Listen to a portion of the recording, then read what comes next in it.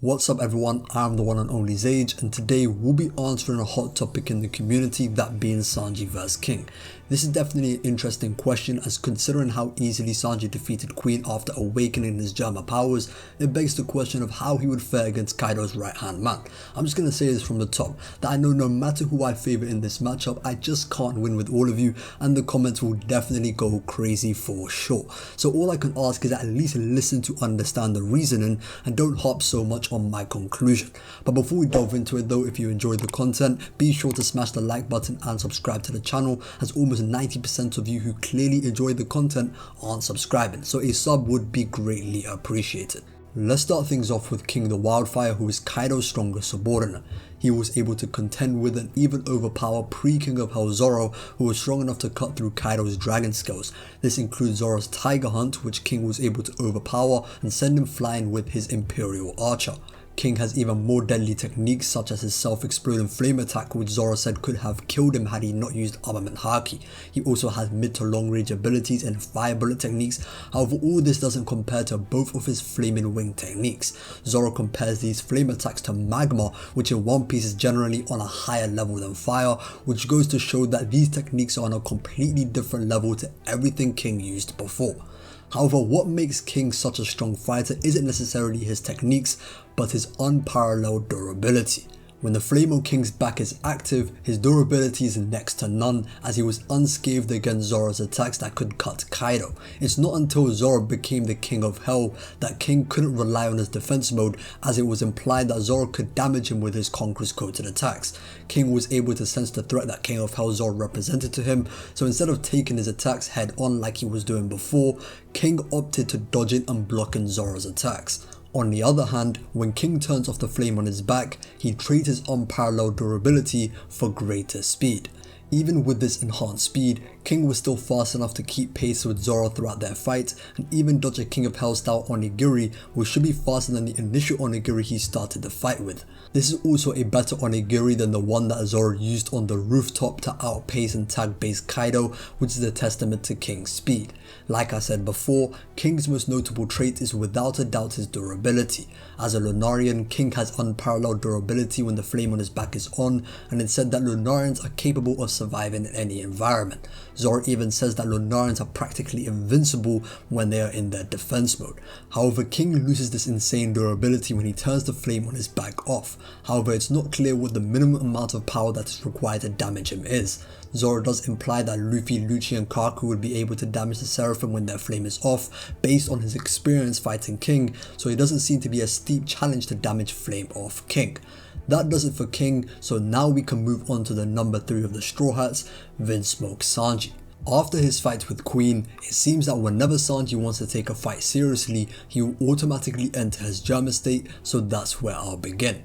When Sanji activates his Germa state, he has an exoskeleton for greater toughness, abnormal regeneration, and greater physical strength. This state is illustrated by Sanji's eyebrow flipping, and he's just an overall better fighter in this state. Germa state Sanji was capable of dealing lasting damage to Queen, who could tank air slashes from King and endure attacks from Olin during their fight in Udon. Using Hell Memories, which is Sanji's strongest Diable Jambe technique, he was able to send Queen flying through a wall into another corridor. Even with one of his lesser Diable Jambe techniques, Sanji is capable of dealing lasting damage, as Queen was put on his knees after getting hit with a flanchette strike.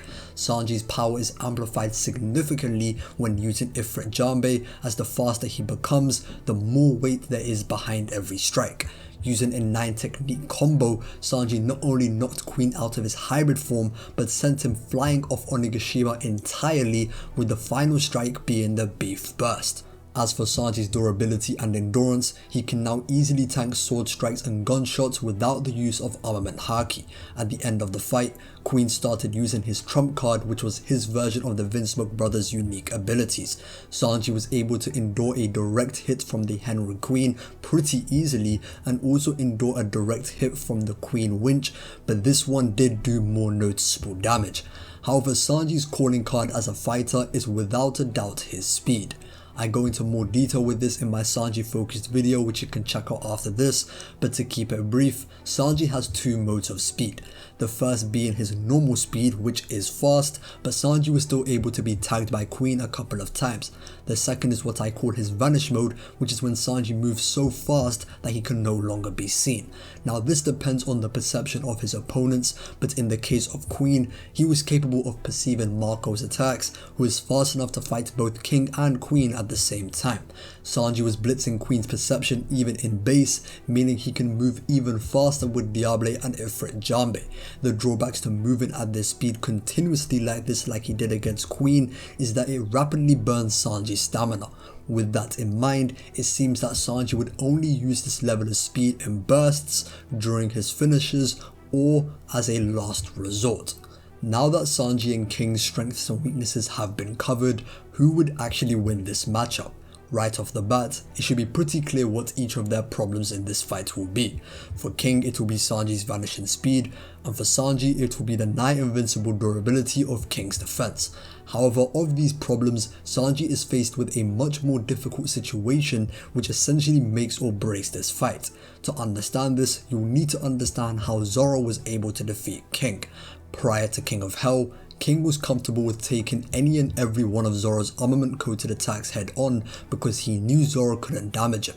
However, after figuring out how to use Enma correctly and Zoro finally managing to damage King, King understood the threat that Zoro represented. Many people interpret this fight as King just being dumb, or that Zoro's Conqueror's Haki somehow lowered King's IQ to room temperature, but there's actually a reason why King opted to use his speed mode more than before. The simple reason being that King's defenses that allowed him to take attacks unscathed before was no longer effective against King of Hell style attacks. We know this because instead of opting to defend Zoro's attacks with his body, King decided to dodge a King of Hell style onigiri despite the flame on his back being active. Some may retort by saying that Zoro only planned to attack when King turns off the flame. However, that's irrelevant, as later that same chapter, Zoro questions why King is blocking Zoro's attacks with his sword, when allegedly he can tank any attack and come out unscathed. Again, just like with the onigiri just before, King was blocking Zoro's attacks while the flame on his back was active. King opted to use his speed mode more and didn't try to tank Zoro's attacks because now that they were coated in Conqueror's Haki, Zoro's techniques would damage King's defense mode.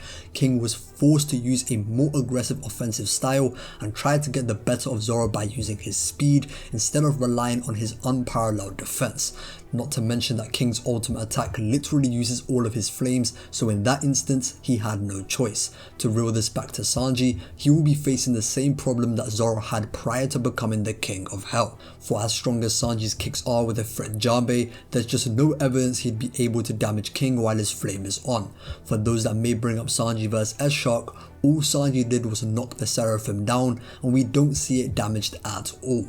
As for how the Seraphim were captured, all this was off screen, so I'll be ignoring this until we get further context on what happened, or there are new feats for Sanji. Some people simulate this fight by having Sanji use his vanishing speed, which would force King to try to keep up by using his speed mode. This would leave King vulnerable as Sanji can outpace him and land a barrage of attacks while King's unparalleled defense has been lowered. The idea is that this will continue until Sanji defeats King. The problem with this simulation of this matchup is that quite frankly it's unrealistic. Queen was able to notice the moment that Sanji disappeared that he hadn't literally become invisible, but rather was using high speed movement. Queen also understood straight away that once Sanji reappeared, he would have run out of stamina, and he was right. If I'm being generous, then maybe King would be caught off by Sanji's mimicry of invisibility at first due to not having the same knowledge of Germa's powers as Queen, but it shouldn't take long for King to come to that same conclusion, especially considering Queen came to that conclusion simply based on the fact that Sanji wasn't wearing the raid suit, and King has experience against the raid suit, so he wouldn't be thinking that Sanji can just naturally turn invisible without the raid suit. I'm actually showing Sanji a courtesy by simulating this fight with King King having no knowledge about how his vanishing speed would work. This fight can also be simulated with Sanji having no knowledge of how the Lunarian body works and have Sanji try to figure that one out. This idea that King would just try to beat Sanji at his own game when Sanji isn't a threat against King's flame on durability just isn't a realistic simulation of this matchup. Even against Zoro, King chose to fight like his swordsman when he had the upper hand, but against King of Hell Zoro, King reverted back to his killing machine fighting style and tried to snatch Zoro's swords away like he did at the start of their fight. Based on this, it would be out of character for King to try to beat Sanji in a battle of speed when he knows that he will be a loss in that regard, at least at some point in the fight. It should also be noted that the only reason why Sanji continuously moved at vanishing speeds against Queen was to counter Queen's invisibility. There would be no reason for Sanji to risk depleting his stamina in this way against King, and would likely just use it in spurts like he did earlier in the fight against Queen. Sanji went at vanishing speeds to use Hell Memories, but reverted back to normal speeds right after that. Sanji has always been doing something like this. For example, in Whole Cake Island, he can move so fast that Oven couldn't see who attacked him, but Daifuku is able to react to Sanji whenever they are clashing. So this idea that Sanji would continuously use this level of speed, his vanishing speed, wouldn't even be in character for him and was more of a circumstantial tactic given Queen's use of Stealth Black. So when Sanji isn't using vanishing speeds, King is able to tag Sanji and his techniques would be able to deal lasting damage as he can clash with and overpower pre-King of Hell Zoro who can damage Kaido. The only technique that would backfire against King would actually be his ultimate attack. The extra flaming wings uses the flame on King's back, so the defense would be lowered, meaning Sanji could use his vanishing speed to dodge and blitz him in this moment. So ultimately, King is just a bad matchup for Sanji. Even though Sanji has greater speed, he doesn't have the attack power to force King to stop relying on his unparalleled defense and fight him at his own game. Realistically, this would just turn into a battle of attrition, and when it comes to that department, King will get the better of Sanji. Anyways, that's all for this video, so if you enjoyed, be sure to smash the like button and subscribe to the channel. I've been the one and only Sage, and until next time.